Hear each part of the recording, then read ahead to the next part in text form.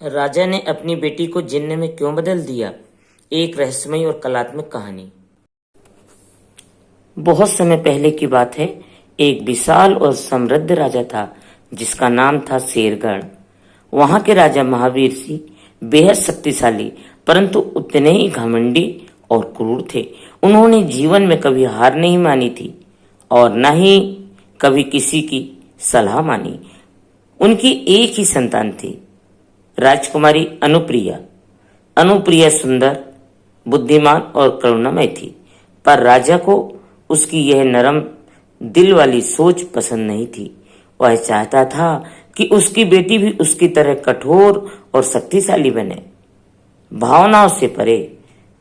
राजा हमेशा कहता, राजकुमारियां रोने के लिए नहीं होती, लड़ने और राज चलाने के लिए होती है।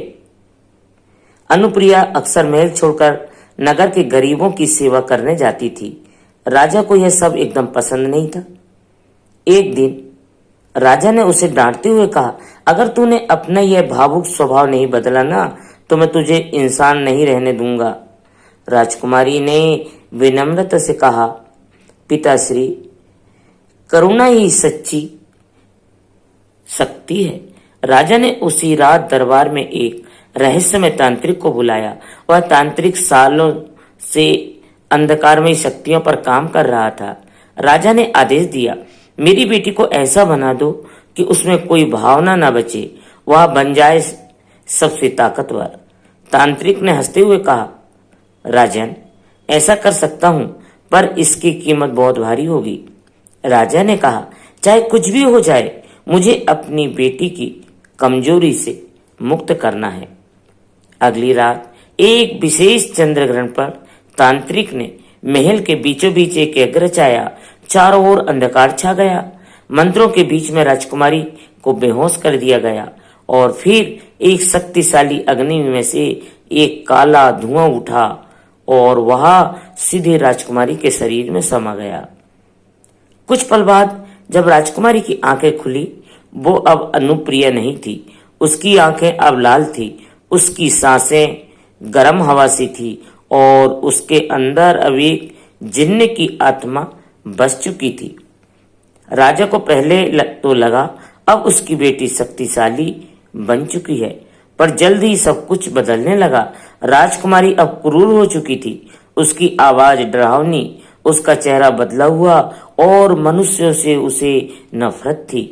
अब इंसान नहीं, एक जिन्न बन चुकी थी। राजा को अपनी गलती का एहसास हुआ, लेकिन बहुत देर हो चुकी थी। उसी समय राज्य में आया एक युवा तपस्वी ऋषिवर्धन।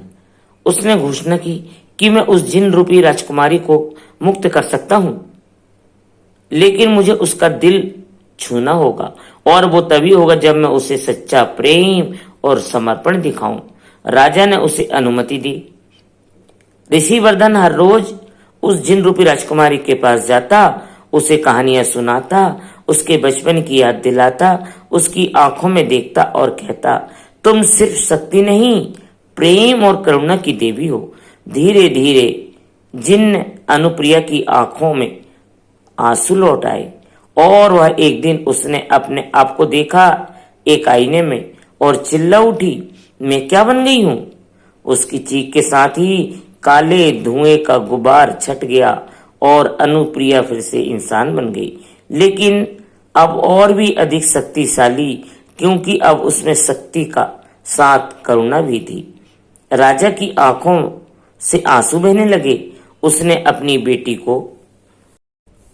अपनी बेटी से माफी मांगी और कहा, सचमुच करुणा ही सबसे बड़ी शक्ति है।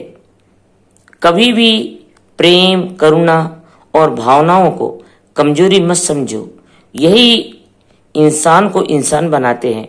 ताकत तो जिन्नों में भी होती है, लेकिन दया सिर्फ इंसान के पास होती है।